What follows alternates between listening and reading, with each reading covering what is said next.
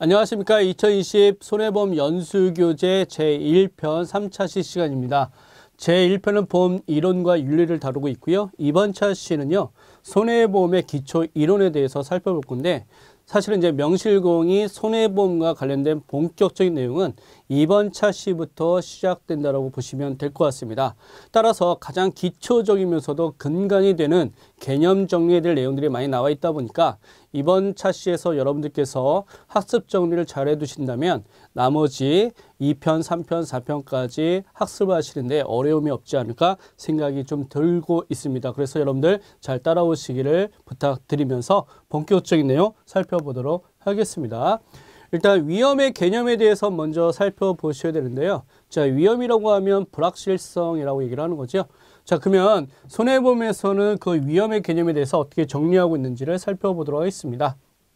자, 평이하게 나와 있는 것은 보험은 위험을 전제로 한다. 당연한 얘기를 하고 있는 거고요.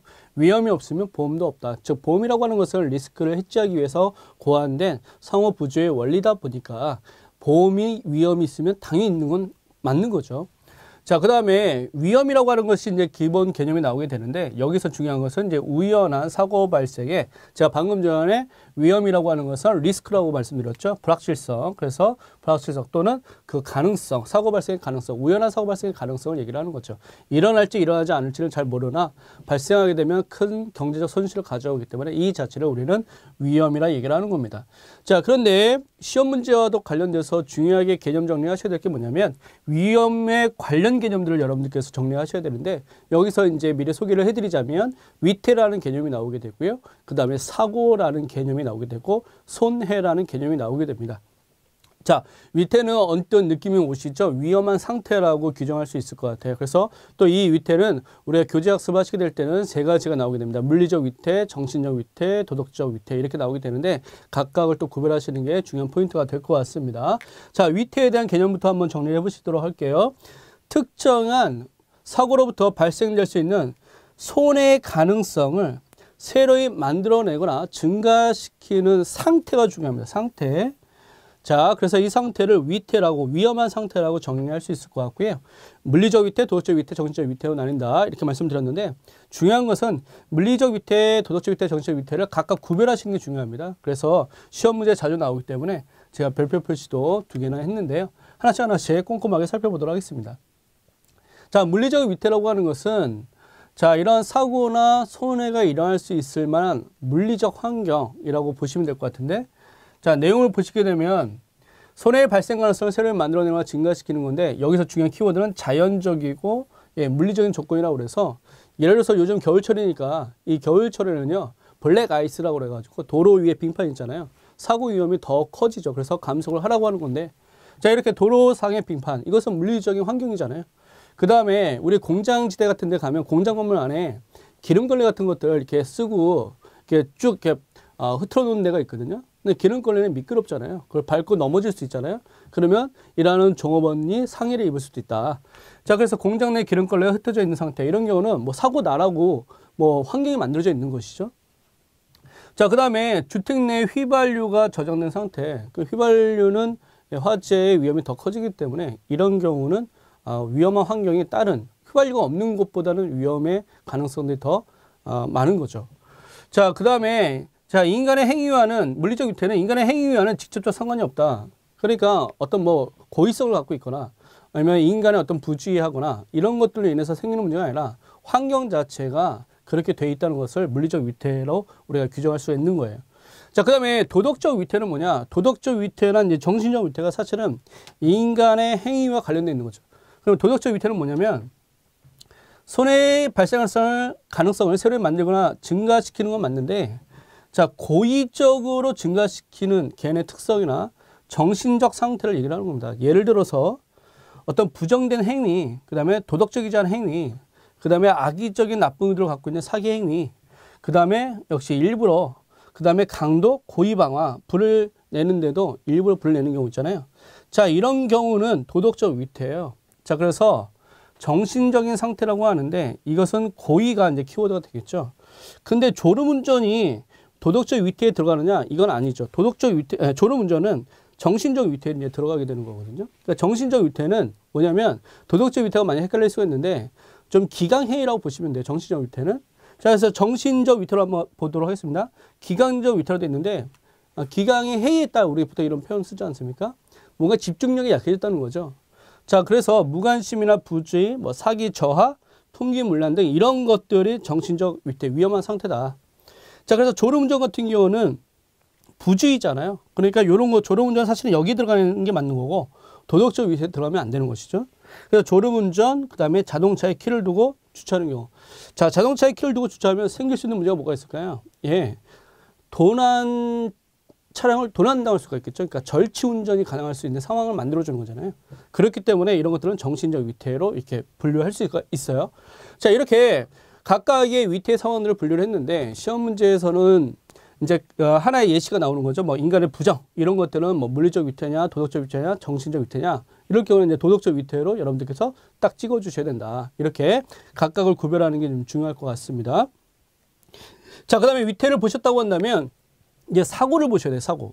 사고는 뭐냐면 여기 손해의 직접적인 원인이에요. 자, 화재로 예시가 나와 있는데 화재로 인해서 건물이 손상 또는 멸실이 됐다. 자, 그러면 경제적으로 손상을 입었다. 경제적 가치가 훼손됐다라고 하는 것은 손해가 되는 거고요. 자, 그러면 이런 손해가 왜 일어나게 됐어? 불났잖아. 불난 것은 이런 손해의 원인이 되는 거니까 그 화재라고 하는 것이 사고가 되는 것이죠. 자, 사고는 손해의 원인이 된다. 직접적 원인이 된다. 자, 그러면 이제 손해로 이제 그럼 바로 가볼게요. 우연한 사고로 발생하는 예기치 않은 경제적 재산적 가치의 훼손이죠. 혹은 상실이나 감소. 그래서 손실, 손상, 훼손, 일시상실, 몇실 같은 개념을 쓰고 있다. 그래서 이런 것들에 대한 개념 정리가 손해다라고 하는 것이죠. 자, 그러면 손해라는 것은 무엇이냐? 위험이 현실화되는, 즉 이런 경제적 손실이 발생했잖아요. 현실화됐다는 거예요. 그래서 현실화되는 마지막 단계다. 그래서 이 과정이 중요한데 위험한 상태가 먼저 와야 되겠죠. 자, 이것을 우리는 해저드라고 얘기를 합니다. 자, 그 다음에 사고, 폐리라고 하는데 사고가 발생하고 그 다음에 이제 손해가 일으켜지는 거죠. 예, 그래서 위태, 사고, 손해로 이런 단계를 거쳐서 위험은 현실화된다. 그래서 개념 정리하시는 것도 중요하고 요 단계도 여러분들께서 정립하시는 게 중요하다. 이렇게 정리를 하도록 하겠습니다. 자, 그러면 이제 위험을 분류를 하는 데 있어서 이제 위험 분류하는 게 또 시험 문제 잘 나오는데요. 이게 사실은 이제 실무에서는요, 몇 가지만 아시면 돼요. 그런데 시험 문제를 우리가 대비하는 거다 보니까 좀 이론적으로 좀 구별하는 게 있습니다. 근데 이론이 탄탄하면 실무도 탄탄하니까 이론을 이참에 한번 잘 정리를 해보시죠. 자, 주관적 위험과 객관적 위험인데, 자, 이렇게 나눌 수 있다는 거예요. 그럼 주관적 위험과 객관적 위험을 나누는 것은 통계 측정이 가능하냐, 가능하지 못하냐를 가지고 나누는 겁니다. 그래서 여기서는 통계 측정 여부가 중요한 기준점이 됩니다. 측정 여부가. 자, 그러면 주관적 위험을 한번 보도록 하겠습니다. 자신의 직감 등을 통한 위험인데, 자, 이런 위험들은요, 통계 측정이 불가능하죠. 야, 오늘 하늘에서 비행물체가 떨어질 것 같아. 안 떨어질 수 있는 거잖아요. 자, 이런 것들은 주관적 위험이라는 거죠. 인식하는 위험의 정도가 상이합니다. 사람의 주관적 판단을 따르는 거니까. 자, 그러나 객관적 위험은 자, 통계 측정이 가능하다는 거죠. 확률과 통계가 분포가 돼서 일정한 법칙이 나올 수 있다는 거예요. 자, 대수의 법칙에 근거하고 통계 측정이 가능하다는 게 중요한 겁니다. 자, 그러니까 객관적 위험이라고 하는 것이 보험사업자나 기업의 위험 관리자에게 매우 유효한 개념인데 결국 뭐냐면 자, 우리가 보험으로 기술적으로 보험을 인수할 수 있는, 보험의 대상으로 인수할 수 있는 것은 주관적 위험이냐 객관적 위험이냐? 당연히 객관적 위험인 거죠. 자, 그래서 객관적 위험, 대수의 법칙, 통계 측정 가능하다. 이런 것들이 중요한 키워드니까 여러분들께서 정리를 잘 해주셔야 되겠습니다. 자, 그 다음에 순수 위험과 투기 위험으로 나눌 수가 있는데 자, 순수 위험과 투기 위험을 나누는 기준은 뭐냐면 자, 손해의 발생 가능성과 이익의 발생 가능성을 두 가지를 다 갖고 있느냐와 그렇지 않느냐의 차이입니다. 자, 그러면 순수 위험은 이익의 가능성은 없어요. 오로지 손해만 발생시키는 위험을 우리는 뭐라고 하냐면 예, 순수 위험이라고 합니다. 자, 그러면 여러분 벌써 눈치를 챘겠죠. 순수 위험만이 예, 보험으로 인수가 가능하고요. 사실은 실무에서는 투기 위험은 보험 기술상 인수하기가 쉽지 않습니다.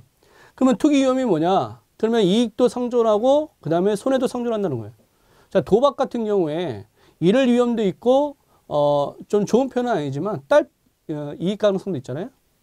자, 그러면 이익과 손해가 같이 상존하는데 도박을 만약에 보험으로 인수를 한다? 그러면 얼마만큼을 보험금으로 정해서 부부할 것이냐, 이것에 대한 문제가 생길 수 있잖아요. 그래서 투기 위험은 사실상 보험 기술적으로 인수가 불가능한 위험이다, 이렇게 이해하시면 될 것 같고, 순수 위험이 보험으로 인수 가능한 위험이다, 이렇게 정리하시면 되겠습니다.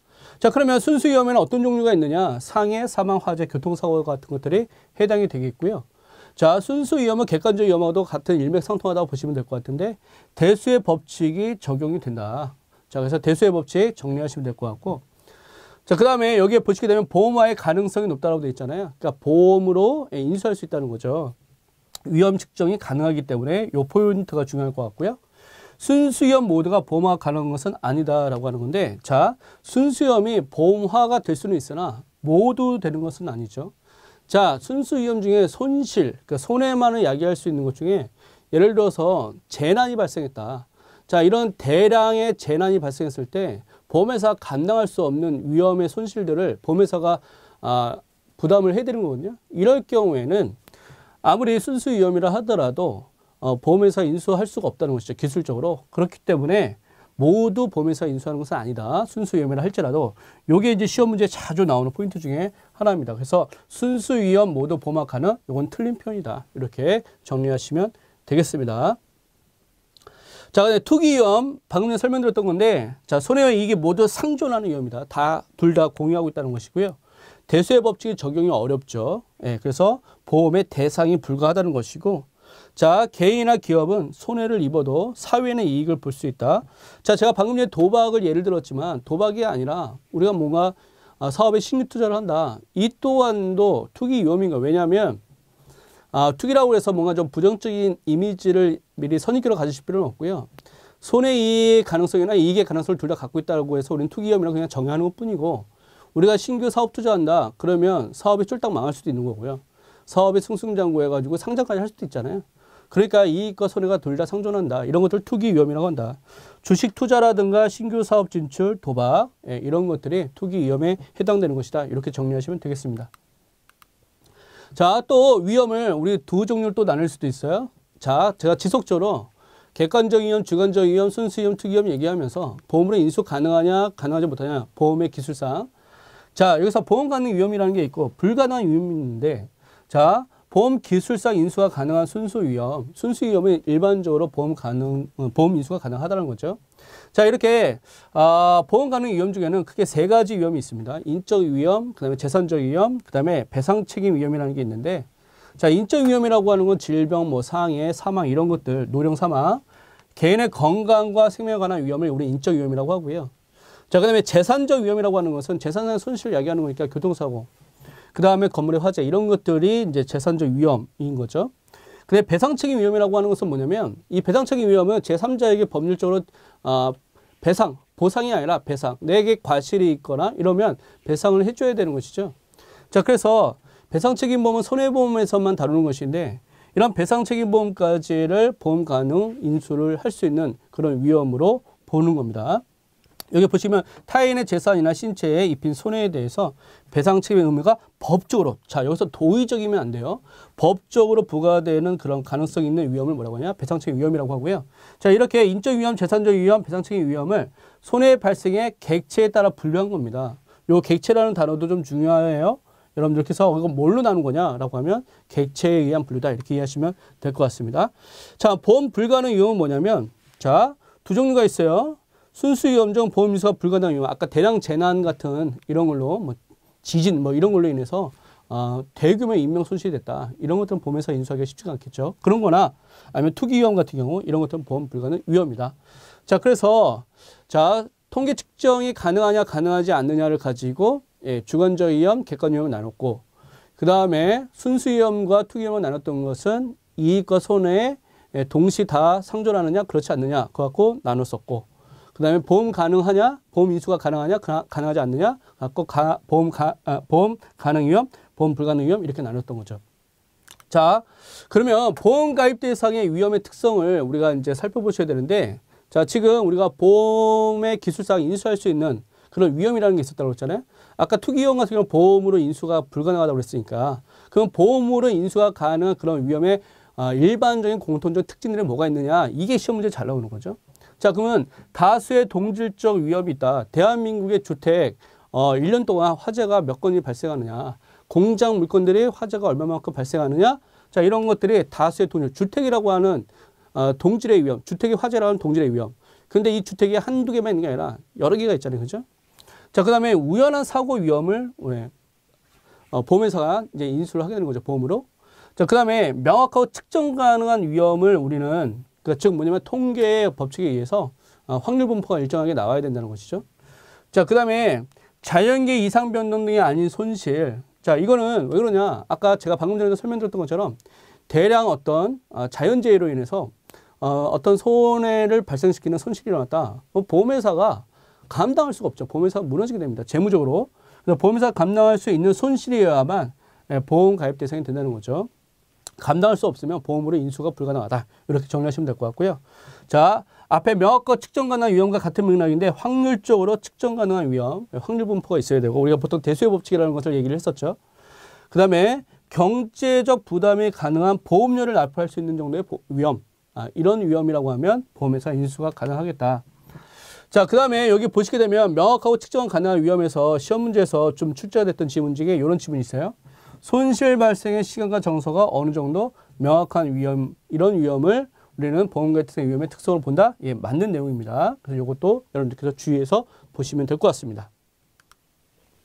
자, 그 다음에 이제 위험에 대한 부분을 우리가 다뤘다고 한다면 이제 위험을 담보하기 위한 보험의 개념과 기능을 한번 살펴보도록 하죠. 자, 보험이란 무엇이냐라고 하면 동질의 위험, 그래서 아까 주택 화재 이런 위험, 동질의 위험이죠. 다수의 경제 주체가 우연한 사고가 발생했을 경우에 재산상의 수요를 충족시키기 위해서 미리 일정한 금액, 즉 여기서 일정한 금액은 보험료를 얘기하는 거죠. 자, 그래서 보험료를 각출해 해가지고 그걸 공동기금으로 형성한 다음에 사고가 발생하게 되면, 즉 손해가 일어나게 되면 그에 따른 보상을 해주는 것이죠. 자, 그래서 공동준비재산을 마련하고 여기서 보험료를 걷어들였던 공동기금을 공동준비재산이라 얘기를 하고요. 현실적 재해를 입은 사람에게 일정한 금액 또는 그 밖에 급부를 제공한다. 자, 그래서 경제생활상의 불안을 제거 또는 경감시키는 제도가 뭐냐? 보험이다. 즉 상부상조의 원리로 하는 제도가 보험이다. 이렇게 이해하시면 되겠습니다. 자, 보험의 기능이라고 하는 것은 우리 앞에서 정의에서 살펴본 것처럼 몇 가지 내용들이 다 중복됩니다. 경제상 불안정을 제거, 경감시키고요. 피해자 보호 기능을 수행하고요. 자, 여기서 피해자 보호 기능을 수행한다는 것은 자, 우리 아까 배상 책임을 잠깐 얘기했었잖아요. 배상 책임 위험을 얘기했었잖아요. 제3자에게 손해를 끼쳤어요. 신체나 재산에 손해를 끼쳤어요. 가해자의 제가 피해자가 있죠. 자, 그런데 제가 제 어떤 자력으로 피해자에게 보상을 할 수 없는, 배상할 수 없는 그런 상태예요. 보험이라고 하는 장치를 통해서 피해자를 보호하고 구제할 수가 있죠. 자, 그래서 피해자 보호 기능을 수행하는 게 보험이고, 자, 그 다음에 신용의 보완, 금융거래 촉진 역할 수행. 뭐 대표적으로 이런 거죠. 우리가 주택담보대출을 받게 될 경우에 우리 사업장에서, 죄송합니다. 주택담보대출이 아니라 우리가 사업장에서 대출을 받는다 칠게요. 사업장에서 대출을 받게 되면 우리가 이제 보험을 가입하라고 그래요. 사업장에 대한 화재보험을 가입하라고 하거든요. 자, 이럴 경우는 뭐냐? 화재가 일어나서 공장이 전부 소실이 됐다. 물론 흔한 경우는 아니지만 그렇게 됐을 경우에 자, 보험을 통해서 보험을 받게 되면 그로 인해서 사업장이 다시 재개할 수가 있잖아요. 그러면서 이 대출을 받았을 때 그 보험으로 인해서 그 대출에 따른 그 상환의 능력들이 부재할 수 있는 상황을 방지할 수 있다는 거죠. 그런 의미에서 신용의 보완 이렇게 이해하시면 될 것 같습니다. 또 심지어는 뭐 아까 제가 주택대출에서 갑자기 사업자 대출을 넘어왔는데 주택대출을 받는 경우에도 은행권에서 대출해 주면서 보험 가입을 얘기하는 데가 있어요. 자, 그럴 경우에는 역시 신용의 보완과 같은 맥락에서 이해하시면 되겠다. 자, 그 다음에 보험의 성립 요건을 보셔야 되는데, 자, 지금 우리 보험의 어떤 정의라든가 기능을 잘 이해하셨다고 한다면 성립 요건은 금방 쉽습니다. 사고의 우연성, 불확실성. 이건 보험의 기본적인, 위험의 또 기본적인 성질이었죠. 자, 사고의 우연성이나 불확실성을 담보하기 위한 것이 보험이고요. 자, 우연성, 사고 발생 여부, 발생 시기, 발생 정도 등이 불확정돼 있어야 된다. 자, 그 다음에 다수의 동질적 위험인데 소수의 동질적 위험, 혹은 다수의 이질적 위험이 아닙니다. 예, 다수의 동질적 위험이다. 예. 그 다음에 보험료 보험금의 산정. 왜냐하면 향후 위험 발생 확률을 예측 산정해야 되기 때문에 그에 따른 보험료나 보험금을 산정하고 우리가 계산할 수 있어야 된다는 거죠. 자, 보험의 기본 원칙, 손해보험의 기본 원칙이라고 생각하시면 되는데 손해보험의 기본 원칙에 대해서 이 두 가지는 반드시 기억하시자. 자, 이득금지의 원칙과 실손보상의 원칙을 가장 기초로 한다. 자, 이득금지의 원칙이라는 게 무엇이냐라고 한다면 보험으로 말 그대로 이득을 봐서는 안 된다는 거죠. 손해보험에만 있는 아주 고유한 기본 원리라고 생각하시면 되고요. 실손보상도 마찬가지입니다. 자, 실손보상이 나온 건 실제 손해 난 것만큼 보상을 해준다라고 하는 손해보험의 기본적인 정신이자 원리라고 생각하시면 되겠습니다. 자, 그러면 이 두 가지의 원칙을 근거로 해서 손해보험의 기본 원칙이라고 하는 여러 가지를 살펴보도록 하겠습니다. 자, 위험의 분담 원칙이라는 게 있는데 동일한 위험에 노출된 다수의 경제단위가 하나의 위험 집단을 구성하여 보험료를 각출하고 이 보험료를 통해 구성원의 일부가 입은 손해를 보상하는 원칙, 위험의 분담 원칙이라는 것이죠. 자, 예를 들어서 제가 화재보험을 가입을 하려고 하는데 제가 사업장을 갖고 있어요. 이 사업장이 만약에 전부 화재로 해서 불에 타게 되면 10억의 손실을 얻게 돼요. 자, 그러면 10억의 손실을 제가 부담하기 힘들잖아요. 그죠? 자, 그러니까 각 사람마다 10,000원씩 걷어들여서 자, 이것을 공동기금을 형성하게 되면 저는 10,000원씩만 부담하고도 제가 만약에 그런 화재 사고를 입게 되게 되면 제가 10억이라고 하는 보험을 받을 수 있잖아요. 자, 이렇게 각자가 각자의 부담만큼의 보험료를 각출한다. 그래서 그에 따른 위험을 분담하게 된다는 것이 위험의 분담 원칙이라고 이해하시면 될 것 같고요. 자, 대수의 법칙은 사실은 손해보험만의 원칙은 아니에요. 근데 대수의 법칙이 원체 중요하다 보니까 왜냐하면 대수의 법칙을 통해서 보험의 인수 가능성을 타진하기 때문에 자, 대수의 법칙에 대해서 좀 정리를 하실 필요가 있습니다. 동일한 사실을 자, 여기서 동일한 사실이라는 게 중요하고요. 대량적으로 이것도 중요하죠. 관찰할 경우에 일정한 우연적 사건의 발생에 대해서 일정한 비율을 통계적으로 추출할 수 있다. 예측 가능할 수 있다. 자, 쉽게 얘기하면 이런 거죠. 자, 주사위를 던집니다. 주사위를 던지는데 6번 던질게요. 1이 나올 확률이 몇 분의 몇일까요? 많은 분들이 6분의 1이라고 얘기를 하시는데 천만의 말씀이요. 제가 6번을 던졌는데 1이 안 나올 수도 있고요. 1이 다 나올 수도 있고요. 1이 2번이나 3번 나올 수도 있죠. 6분의 1이라고 하는 일정한 확률 분포가 나오기가 쉽지가 않습니다. 자, 그런데 제가 주사위를 한 1000만 번 던진다고 할게요. 제가 360을 계속 주사위만 던졌습니다. 자, 그래서 1000만 번 던졌다고 칠게요. 그러면 1이 나올 확률이 몇 %입니까? 6분의 1에 수렴한다는 거예요.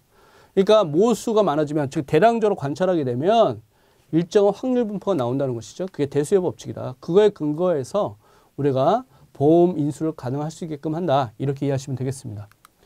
자, 그 다음에 수지상등의 원칙인데 이거 시험 문제 잘 나오는 포인트 중에 하나예요. 자, 수지상등의 원칙은 중요한 거는 보험회사의 관점입니다. 보험계약자 개개인의 관점이 아니에요. 보험회사의 관점입니다. 그럼 수지가 뭐냐? 수익과 지출. 그러면 수익과 지출의 상등, 같아야 된다. 서로 같아야 된다. 자, 그러니까 보험회사 입장에서는 경영을 하기 위해서는요. 수익과 지출이 같아야 되는데 들어온 수익보다 나가는 지출이 많으면 보험회사 재무적으로 위험해질 수 있잖아요. 자, 그러니까 수지상등의 원칙이 중요한 거예요. 보험회사 입장에서는. 자, 그러면 이 수익과 지출이 뭐가 같아야 되느냐? 여기서 시험 문제 자주 나오는 것 중에 하나가 이 지문이에요. 보험회사의 순보험료 총액. 자, 보험료 구성은 영업보험료 이코르 순보험료 플러스 부가보험료로 이렇게 되어 있거든요. 자, 순보험료는 또 위험보험료 플러스 저축보험료로 되어 있습니다. 자, 여기서 부가보험료라고 하는 것은 사업비를 보통 얘기하는 거고요. 순보험료는 위험보험료가 들어간다고 그랬잖아요. 그 위험보험료는 보험금을 지급하는 재원. 자, 그 다음에 순보험료에 들어가는 게 또 저축보험료라고 했죠. 이거 환급금의 재원이 되는 거예요.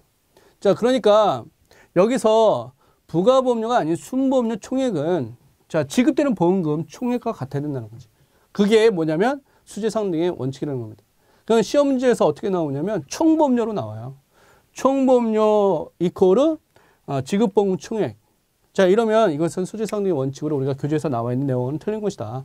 순보험료 총액과 지급보험의 총액. 이게 같아야 되는 게 수지상등의 원칙이고 이게 보험회사의 관점에서 중요한 원칙이다. 이렇게 정리하시면 되겠습니다. 자, 여기서 매우 중요한 이득금지의 원칙이 나왔죠. 자, 손해보험의 고유의 원칙이라는 게 그래서 더 중요한 거죠. 자, 이득금지의 원칙이 뭐냐? 보험에 의해서 이득을 봐서는 안 된다는 원칙입니다. 자, 그러면 이 이득금지의 원칙에 의해서 실제 손해 이상으로 보상받을 수 없다는 것이죠.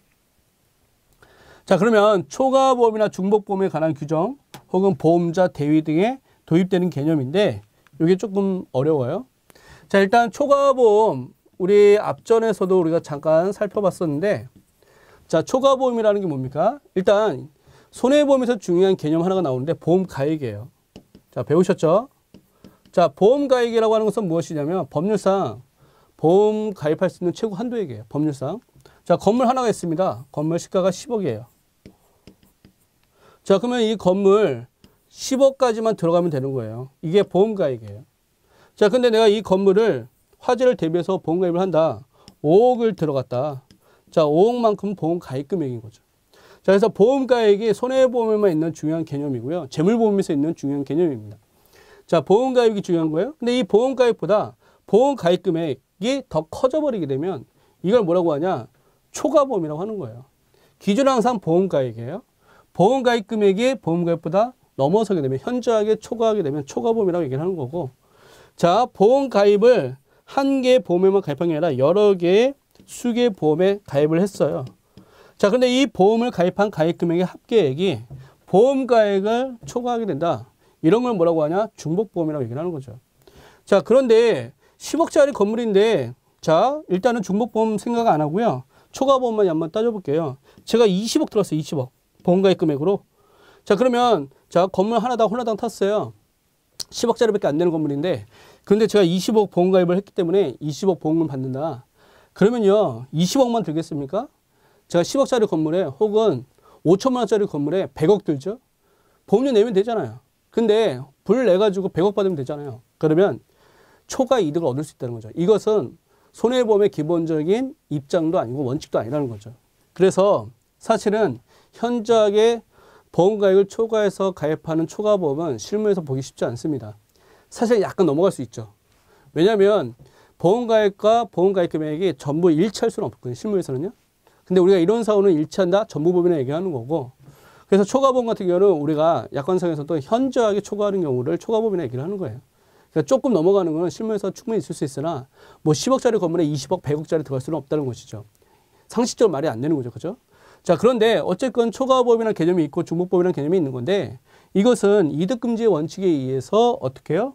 예, 초과보험, 중복보험 개념이 연관지어져 있는 거죠. 즉 초과보험, 중복보험이 나오게 된 것은 이득금지의 원칙에서 나오게 된 것이다. 이렇게 보시게 되는 거고 자, 그 다음에 보험자 대위가 좀 어려운 개념인데 자, 손해보험에 있는 개념이에요. 자, 예를 들어서 제가 건물이 홀라당 탔어요. 근데 이 건물 안에 뭐가 있었냐면 노트북과 TV 요즘 이렇게 둘둘둘 말아서 나오는 TV 있잖아요. 그게 1,000만 원짜리가 있다 칠게요. 근데 이 건물과 이 1,000만 원짜리 TV하고 노트북이 다 홀라당 탔어요. 홀라당 탔는데 홀라당 탄 와중에 노트북이 그나마 그 표면을 갈아서 좀 수리를 하면 쓸 수 있을 것 같아요. 근데 저는 보험회사에서 10억을 다 받았거든요.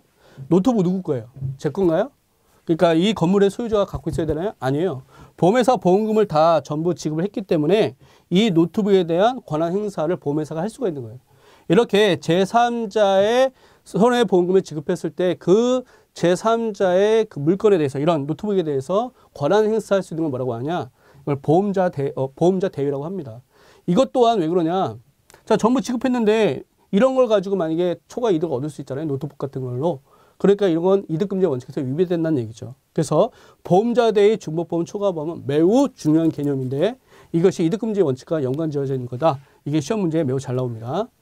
자, 그 다음에 상해보험은 실손보상의 경우에 적용된다고 하는데 자, 상해보험에서 실손보상 개념이 있는 것은 이득금지 원칙과 관련지어져 있다. 이렇게 정리하시면 되겠습니다. 자, 방금 전에 상해보험의 실손보상 나온 게 사실은 이득금지의 원칙은 실손보상의 원칙과 상당히 이렇게 연관져져 있는 거죠. 손해보험의 또 고유한 원칙이다 보니까 실제 손해만큼 보상한다는 손해보험의 원칙. 자, 이득금지 원칙에 입각한 것이다. 이렇게 정리하시면 될 것 같고요. 자, 비례보상의 원칙에 대해서 설명을 좀 드리도록 할게요. 자, 우리 보험의 원칙에 대해서 지금 설명드리고 있는데 비례보상이라는 게 뭐냐? 많이 들어봤는데 자, 아까 건물 10억짜리 있었다고 아까 제가 예를 들었죠. 근데 보험가입 금액은 5억이에요. 10억짜리 건물에 10억만큼 든 게 아니라 5억만큼 들었어요. 그럼 몇 분의 몇만큼 든 거예요? 2분의 1만큼 들었죠? 근데 진짜 불이 났네요. 화재가 났어요. 손해액이 1억이 난 거예요. 자, 5억만큼 가입 금액이 돼 있으니까 1억은 5억보다 현저하게 적으니까 1억만큼 보상해 주면 되겠네. 그게 아니라 자, 이렇게 가입한 걸 일부 보험이라고 하지 않습니까? 가액보다 가입 금액이 적으니까 일부 보험인데 자, 일부 보험 같은 경우는 비례 보상한다는 거예요. 자, 2분의 1만큼 줬으니까 손해에 대해서도 2분의 1만큼 보상하겠다. 이게 비례 보상인 거죠. 자, 보험 가액에 대한 보험 가입 금액의 비율로 손해를 보상하겠다. 비례적 책임질 또는 안불의 원칙. 자, 이렇게 분담해서 보장하겠다는 게 비례 보상의 원칙입니다. 자, 그 다음에 이제 급부, 반대급부 균등의 원칙이라는 건데 이걸 보통 렉시스의 법칙이라고 얘기를 해요. 실제로 보험사고가 발생하여 보험사고가 보험금을 지급하는데 과부족이 없어야 한다라는 원칙인데 쉽게 얘기하면 이런 거예요. 그에 상하는 위험만큼의 보험료를 각출하면 되는 거예요. 그게 급부, 반대급부의 원칙이다. 이렇게 이해하시면 되겠습니다.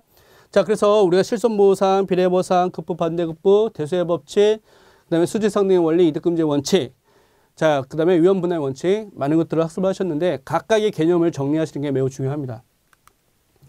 자, 그 다음에 보험의 분류에 대해서 정리를 한번 해보도록 할게요. 자, 보험의 분류인데, 자, 법률상으로 이제 분류를 할 거예요. 자, 법률상 분류를 하는데, 상법상의 분류가 있고요. 보험업법상의 분류가 있어요.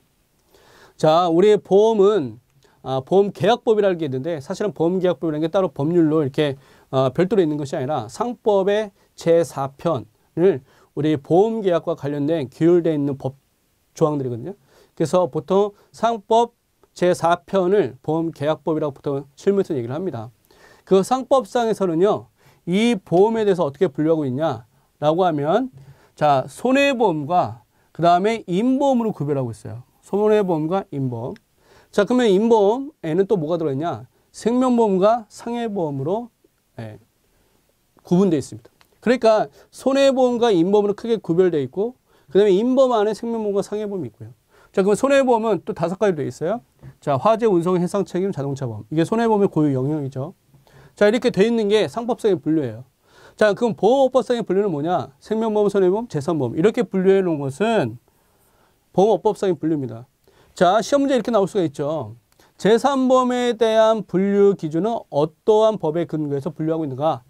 상법이에요? 아니죠. 보험업법상의 분류라는 거예요. 그래서 상법상의 분류와 보험업법상의 분류를 여러분들께서 헷갈려 하시면 안 됩니다. 다시 상법상의 분류는 뭐라고요? 손해보험과 인보험. 또 인보험 안에서는 뭐가 있다고요? 생명보험과 상해보험. 이렇게. 자, 그래서 이렇게 정리하시면 어렵지 않다. 생명보험과 손해보험, 재산보험은 각각 무엇인지 정리를 하시면 되고, 손해보험이니까 우리 손해보험에서 화재보험, 해상보험, 자동차보험, 보증보험, 재보험. 자, 보증보험과 재보험까지 손해보험이 들어간다는 거 기억하시고, 해상보험에 항공보험이나 운송보험 포함한다. 자, 우리가 3편에 가시게 되면 어차피 이거 각 화재보험이나 해상보험이나 자동차보험 다 더 디테일하게, 세밀하게 또 학습을 하시게 됩니다. 여기서는 이제 총론이니까 이렇게 정리 정도만 하시면 될 것 같습니다. 재산보험도 제4편에서 여러분들 배우시게 되니까 재산보험은 그때 또 학습을 별도로 하시면 될 것 같습니다. 자, 보험제도 특징에 의한 분류인데 이게 시험 문제 잘 나오는 게 뭐냐면 가입 대상에 따른 분류, 그 다음에 뭐 주체에 따른 분류, 자, 이렇게 각각 나눠지게 돼 있어서 이것도 여러분들 단순 암기 정도인데 여러분들께서 잘 구별만 하시면 될 것 같아요. 자, 가입 대상에 따른 분류인데 이걸 위험의 분담관계 등으로 인한 분류다라고 하면 이게 원보험이냐 아니면 재보험이냐 이런 거 갖고 나눠지거든요. 그러니까 요거는 틀린 거라는 거죠. 이거는 지금 재물, 인신, 책임, 이익에 관한 보험은 가입 대상에 따른 분류다. 이렇게 정리하시면 되겠습니다. 자, 재물에 관한 보험은 뭐냐면 화재보험, 도난보험, 그 다음에 기계보험, 선박보험, 적하보험 이런 것들이고요. 인신에 관한 거, 사람보험, 신체에 관한 거니까 상해보험, 여행자보험이고요. 책임에 관한 이거는 배상 책임보험을 얘기하는 거죠. 여기 열거되어 있는 것들 한번 보시면 될 것 같고, 이익에 관한 보험인데, 자, 이익에 관한 보험은 대표적인 게 기업 휴지보험이에요. 자, 예를 들어서 상실된 영업이익에 관한 보험이라고 했는데, 만약에 공장의 기계가 가동을 멈췄어요. 그러면 영업손실이 일어나잖아요. 자, 이럴 경우에 그것을 보상해주는 보험이 뭐냐면 기업 휴지보험이에요. 자, 그런데 이런 영업손실에 대한 것은 간접손해라고 얘기를 하고요. 직접손해에 대한 보상을 하는 게 아닙니다. 요거 시험 문제 잘 나와요. 자, 간접손해에 대한 것을 보상하는 거지 직접손해에 대한 보상을 하는 것이 아니다. 뭐가? 기업 휴지보험. 이것은 이익에 관한 보험이다. 근데 이렇게 또 나눠지는 게 뭐다? 예, 가입 대상에 따른 분류다. 이렇게만 정리하시면 여러분들 시험 문제 맞추시는 데 어렵지 않습니다. 자, 운영 형태에 따른 분류에서 의무보험을 여러분들은 정리를 하셔야 돼요. 의무보험은 법적으로 강제되어 있는 보험이에요. 그러니까 임의보험보다 의무보험은 시험 문제 잘 나옵니다. 자, 각종 법에 보험 가입이 의무화되어 있다. 법령에 의해서 보험을 의무적 가입을 해야 되는 거고요. 자, 자동차 책임보험, 우리 대인배상 원, 뭐 대물의 일정 한도에까지 이런 것들은 의무보험이죠.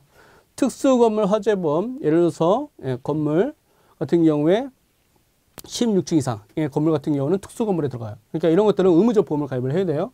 가스사고 배상 책임보험, 유도선업자 배상 책임보험, 원자력보험 이런 것들 다 의무보험인데 자, 시험 문제에서는 여기에 주의하셔야 돼요. 가스 용기 운송업자는 제외. 이 사람들은 배상 책임보험, 그러니까 의무보험을 가입할 필요는 없는 거예요. 자, 여기서 가스 사고 배상 책임보험은 의무보험인데 가스 용기 운송 사업자는 제외니까 요거는 해당되지 않는다. 자, 그 정도만 보시면 될 것 같고요. 그다음에 보험료 납입 주체에 따라서는 가계성 있는 기업상 요거는 어렵지 않습니다. 자, 여기 운영 형태에 따른 분류라고 되어 있어요. 의무보험이냐, 임의보험이냐는 운영 형태에 따른 분류다. 자, 그다음에 보험 기간에 따른 분류인데, 자, 단기보험이냐, 장기보험이냐. 자, 단기는 1년 이하, 장기보험은 통상 3년 이상. 자, 장기보험은 위험보장과 저축금을 같이 갖고 있고요. 만기 환급금 같은 게 주어지고 있고요. 그 정도 보시면 될 것 같고, 시험 문제 단골 메뉴는 기간보험이나 구간보험, 그 다음에 혼합보험인데, 자, 기간보험이라는 건 언제서부터 언제까지 보험기간이 기간으로 되어 있는 거예요. 대표적인 게 화재보험이죠. 자, 그 다음에 자동차 보험이죠. 자, 그 다음에 구간보험은 뭐냐면, 구간보험 같은 경우는, 보험 기간이 장소입니다, 장소. 어디서부터 어디까지. 그걸 구간보험이라고 얘기를 합니다. 그래서 적하보험이라든가 운송보험, 장소 이동이죠. 이동을 하니까 어디서부터 어디까지. 자, 이런 것들 구간보험이라고 얘기를 하고요. 그 다음에 혼합보험은 기간과 구간이 혼재되어 있는 거예요. 자, 이런 것들 중에 대표적인 게 뭐냐면 조립보험, 건설공사보험, 여행자 보험 같은 것들이 기간과 구간이 혼합되어 있다. 여행자 보험 대표적인 거잖아요. 언제부터 언제까지인데, 자, 예를 들어서 서울에서 저쪽 도쿄까지 이런 식으로. 그래서 여행자 보험 같은 경우까지 여러분들 기억하셔야 되는데 시험 문제에서는 또 어떤 걸 주의하셔야 되냐면 자, 기간보험에 해당되는 거 화재보험, 자동차보험, 그 다음에 구간보험에 해당되는 거 운송보험, 적하보험, 그 다음에 혼합보험에 해당되는 거 건설공사보험, 조립보험, 여행자보험. 그래서 이런 것들이 각각 어느 항목에 해당되느냐가 일단 중요하고요. 그 다음에 보험 기간에 따른 분류다. 이것을 여러분들께서 정리를 하시면 되겠습니다. 자, 그 다음에 보험 가입 금액에 따른 분류. 이것은 앞에서도 우리가 계속 제가 설명을 드렸던 건데 정리만 해볼게요. 전무보험, 보험 가입 금액이 보험 가입과 일치하는 보험. 일부 보험은 뭐가 더 커야 되죠? 일부 보험은 보험 가액이 더 커야 되고 보험 가입 금액이 적어야 되죠. 그걸 일부 보험이라고 얘기를 하고 비례보상한다고 말씀을 드렸었고. 자, 초과보험은 보험 가액보다 보험 가입 금액이 훨씬 현저하게 초과하는 보험을 넘어서 있는 보험을 초과보험이라고 얘기합니다. 자, 이득금지 원칙에 따라서 실손보상하는데, 자, 실손보상할 때 어떤 걸 한도로 실손보상해요? 초과보험이니까 보험 가액을 현저하게 넘어서서 보험 가액 금액을 들어갔으니까 가액을 한도로 실손보상하겠죠. 자, 중복보험은 넓은 의미, 좋은 의미가 있는데 이건 살펴보시면 될 것 같고, 자, 여러 개의 보험을 들어간 보험 가액 금액의 합이 보험 가액을 넘어서면 되는 거예요. 이걸 중복보험이라고 얘기를 한다. 역시 보험 가액을 한도로 실손보상을 하는데, 자, 여기서 초과보험과의 차이점은 뭐냐면, 자, 이건 여러 개 들어갔잖아요. 연대 책임을 질 뿐이다. 예, 그렇게만 이해하시면 되겠습니다. 자, 위험 분담 관계에 따른 분류는 뭐냐? 원보험, 재보험. 자, 위험 분담 관계입니다. 그래서 한 보험회사가 계약서로부터 보험계약을 직접 인수하는 걸 원보험이라고 얘기를 하고요. 자, 원보험회사 부담하는 보험계약을 또 다른 보험에 가입을 하는 거예요. 보험회사가 다른 보험회사에 또 가입하는 걸 재보험이라고 얘기합니다. 이건 왜 그러냐? 큰 위험을 인수하게 될 때, 보험으로 인수하게 될 때, 하나의 보험회사가 인수하기가 부담되니까 이것을 이제 분산시키기 위한 차원으로서 재보험을 가입하는 거죠. 자, 그 다음에 경영 주체에 의한 분류는 뭐냐? 공영보험, 민영보험이 있는데 여기서는 공영보험만 잘 기억하시면 되겠다. 자, 공영보험은 뭐냐면 산업재해 보상보험이라든가 건강보험, 국민건강보험 이런 걸 얘기하는 거고요. 무역보험, 이런 것들은 공영보험이다. 나라에서 운영하는 보험이다. 이렇게 이해하시면 되겠습니다. 자, 민영보험 같은 경우는 우리 민간 보험사에서 취급하는 보험, 자동차 보험이라든가 이런 보험들은 민영보험이라고 얘기를 하죠. 자, 여기까지 위험 분담 관계에 따른 분류서부터 경영 주체에 의한 분류까지 자, 보험에 대한 종류들을 살펴봤는데 시험 문제에 많이 헷갈리는 게 뭐냐면 어떤 기준점에 의해서 분류를 하는 거냐 이런 것들이 시험 문제에 잘 나오니까 여러분들 헷갈리지 않게 다시 한번 복습을 정리해 주시면 되겠습니다. 이상 수고하셨습니다. 감사합니다.